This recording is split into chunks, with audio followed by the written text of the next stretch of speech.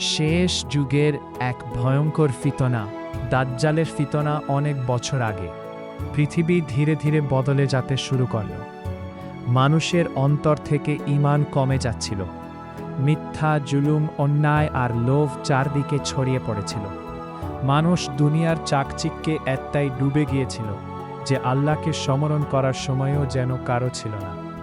ঠিক তখনই পৃথিবীতে শুরু হলো এক ভয়ঙ্কর সময়, দাজ্জালের আগমনের সময়।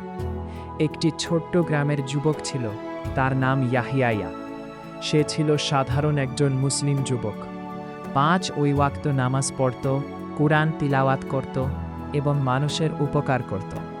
কিন্তু চারপাশের মানুষ তাকে নিয়ে হাসাহাসি করত। তারা বলতো, এই যুগে এত ইসলাম মানলে চলে, টাকা কামাও, জীবন উপভোগ করো। ইয়াহিয়া চুপচাপ থাকত, কারণ সে জানত একদিন এই দুনিয়া শেষ হয়ে যাবে।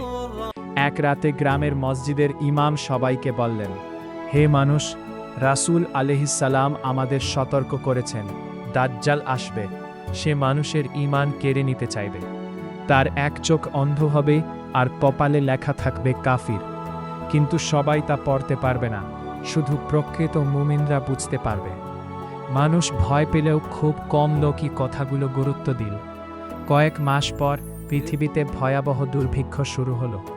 আকাশে বৃষ্টি নেই, জমিতে ফসল নেই। মানুষ খাবারের জন্য কাঁদতে লাগল। তখন হঠাৎ খবর ছড়িয়ে পড়ল, এক ব্যক্তি এসেছে যে মৃত জমিতে বৃষ্টি নামাতে পারে, ক্ষুধার্তকে খাদ্য দিতে পারে, অসুস্থকে সুস্থ করতে পারে। মানুষ দলে দলে তার কাছে যেতে লাগল।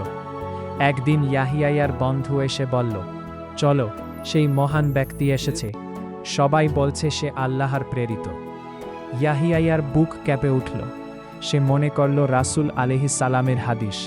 সে বুঝতে পারল এই দাজ্জাল। কিন্তু গ্রামের মানুষ তাকে বিশ্বাস করল না। তারা বলল, যে খাবার দেয়, বৃষ্টি দেয়, সে খারাপ কিভাবে হয়? দাজ্জাল একদিন সেই গ্রামে এল। তার চারপাশে ছিল অদ্ভুত শক্তি, বিশাল বাহিনী আর মানুষের ভিড়। সে আকাশের দিকে ইশারা করতেই মেঘ জমল। কিছুক্ষণ পর প্রবল বৃষ্টি শুরু হলো। ক্ষুধার্ত মানুষ আনন্দে চিৎকার করে উঠল। তারপর সে বলল, আমি তোমাদের রব। অনেক মানুষ সাথে সাথে সিজদায় পড়ে গেল, কারণ তারা দুনিয়ার লোভে অন্ধ হয়ে গিয়েছিল। কিন্তু ইয়াহিয়া দূরে দাঁড়িয়ে কাঁদছিল। সে সূরা কাহাফের আয়াত পড়তে লাগল। তার হৃদয় কাঁপছিল, কিন্তু ঈমান শক্ত ছিল।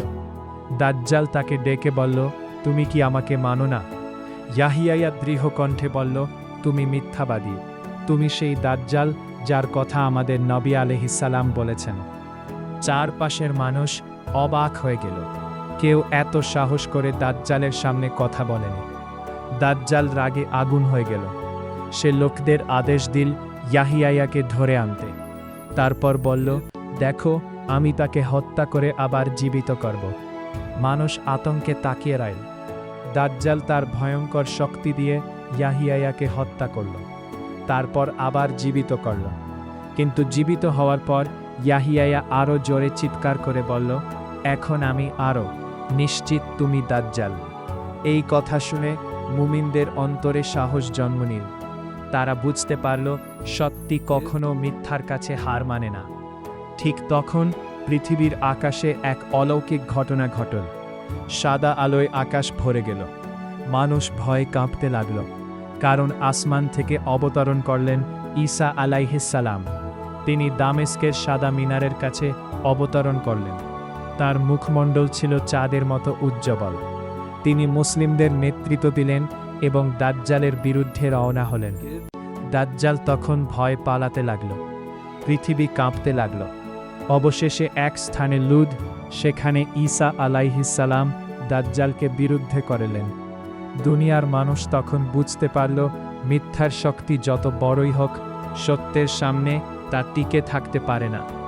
এরপর পৃথিবীতে শান্তি ফিরে এল। মানুষ আবার আল্লাহর দিকে ফিরে এল।